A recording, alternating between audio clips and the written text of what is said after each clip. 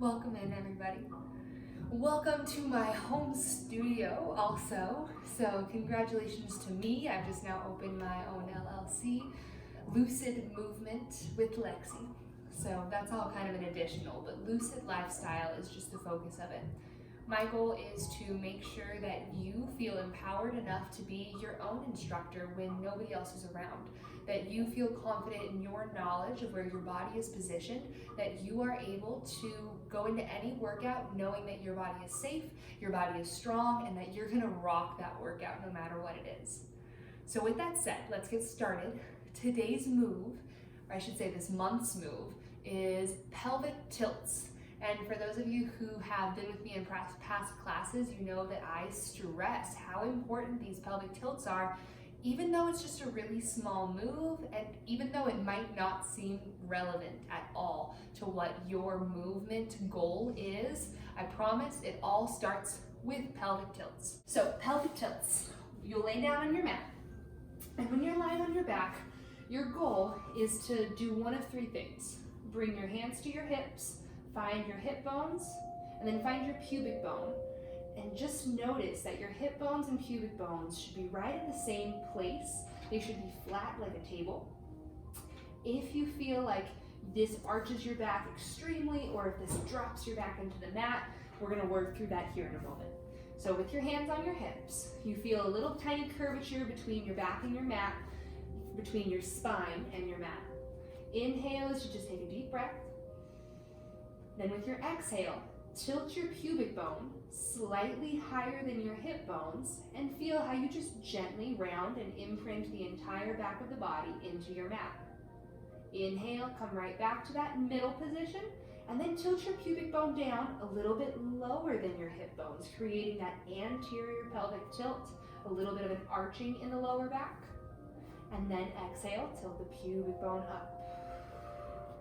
And you're just gonna stay here for about 10 breaths. Inhale, tilting the pubic bone down, and exhale, tilting the pubic bone up. Feeling that gentle rounding of the lower back as you exhale, the gentle arching of the lower back as you inhale, and noticing that middle position that you pass through each time you go from one tilt to the next. That middle position is neutral. If you feel like as you tilt your pubic bone up, you are lifting your hips, that means you're coming into a bridge rather than just a pelvic tilt. So lay back down, rounding and only rounding the lowest of the lower back. And then inhale, gently tilting down, arching the lowest of the lower back. So as you continue to tilt, instead of thinking of your back as in where your pant line touches the floor, think just a little bit lower down your lower spine. Lower on the vertebra. Last 2 breaths. And then just coming back to that neutral middle position. And this is where we're going to start to challenge your pelvic tilt. So keeping neutral, you're going to keep the hands down by your sides. Bring one leg up to tabletop, connect with your core, and bring the other leg up. Now here, if you feel like there's any pain in your lower back, you really want to imprint that lower back into the mat, a little bit of a pelvic tilt up just to maintain your core connection. Or you're staying in neutral. Once you're here, we're going to go for a single leg toe tap. One leg goes down, and then it comes up. Other leg goes down, and then it comes up. There's never any arching in your lower back, and you're keeping everything strong. If you're thinking like this is a little too much, place one foot down and leave it there and just continue to do a single leg toe tap for 5 to 10 each side. If it's a little too easy, make sure you're connected with your core. Both legs are up and you're slowly moving through both legs at once, alternating one leg down and then the other. Meanwhile, your shoulders are down your back, your ribs are drawing down to your hip bones, and your spine is connected to the mat. If you're still looking for more, the legs come together. Both toes lower, both toes lift. Keeping the connection, if as you lower your feet, you feel like you get an arch in your back, you've lost connection of your core, so your lower back is not going to be happy tomorrow. Lock it in, reset, and then continue your last 4.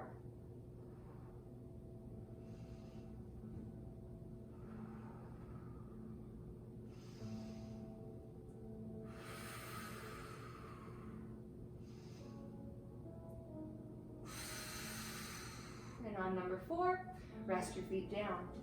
Simple toe tap, great low abdominal exercise and spinal positioning. We're going to flip it over. So now we're going to take your neutral position into a kneeling position and challenge it here. So from your kneeling position, start with a cat-cow. So you're going to round through your back, looking at your knees, pressing your belly away from the mat. And then inhale, dropping your stomach to the mat, lengthening through your head and shoulders, peeking forward. And then exhale, drop the chin, tilt the tail, round, press the belly away from the floor. And inhale, round, sink back, belly drops to the floor. And as you work here, you can feel your pelvic tilt rounding and then gently arching, but also you can feel the rest of the spine joining into that movement.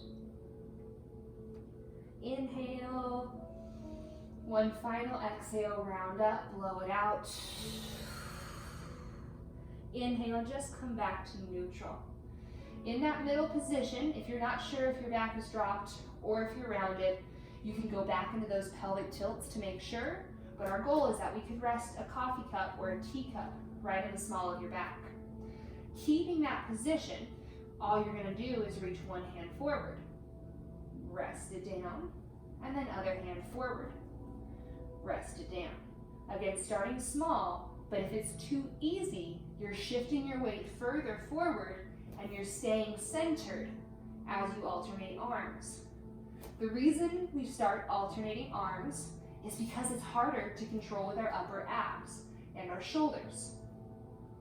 But once you feel like perfectly connected, one hand reaches forward, opposite leg, it shoots back. Hold that position.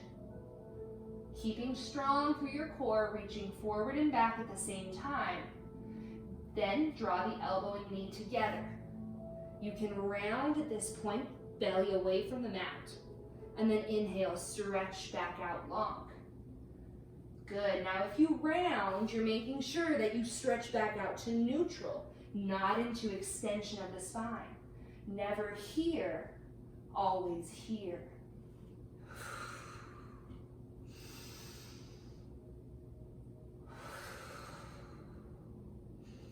Two more each. Arm and leg pulling in, rounding up, drawing belly to spine. Pressing the stomach away from the mat. Reach all the way out. Rest it down. Other side. Shoot the arm and the leg out. Hold it. One side you will feel more balanced on. Shift your weight forward. Exhale, bend, draw elbow to knee, round. Inhale, stretch to neutral. Exhale, draw it in, round. Inhale, stretch to neutral. Keep going. You know you find neutral as you reach out. There's no arching in the back, and your belly button is drawn into the spine. Two more.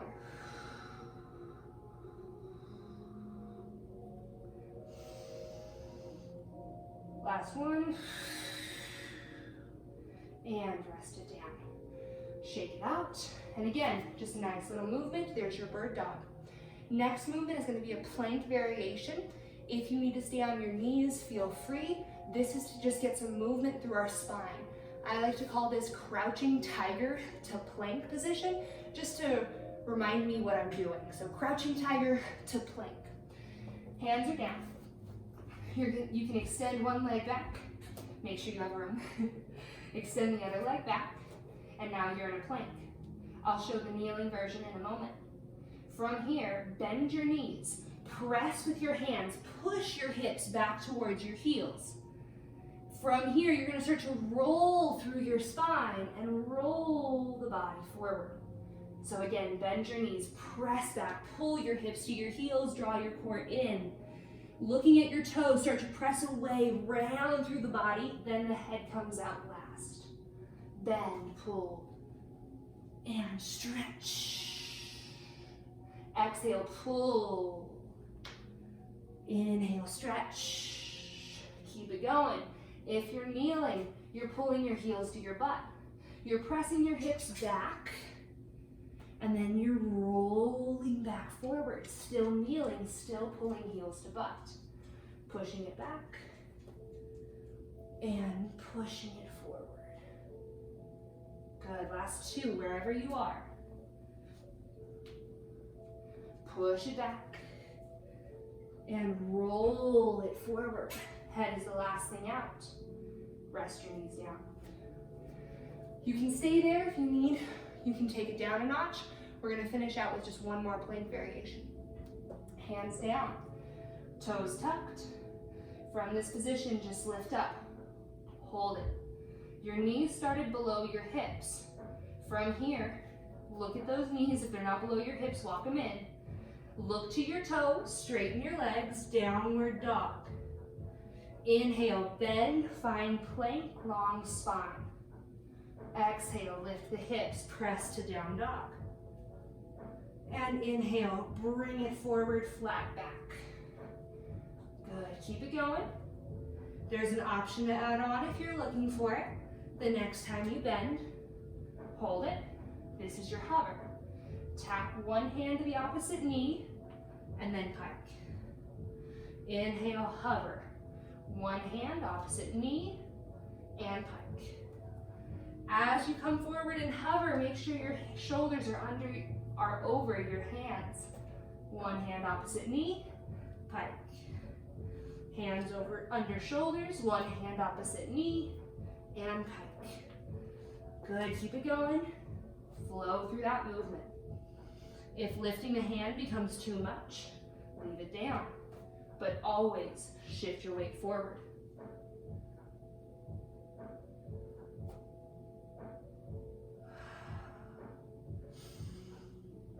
Last one each side.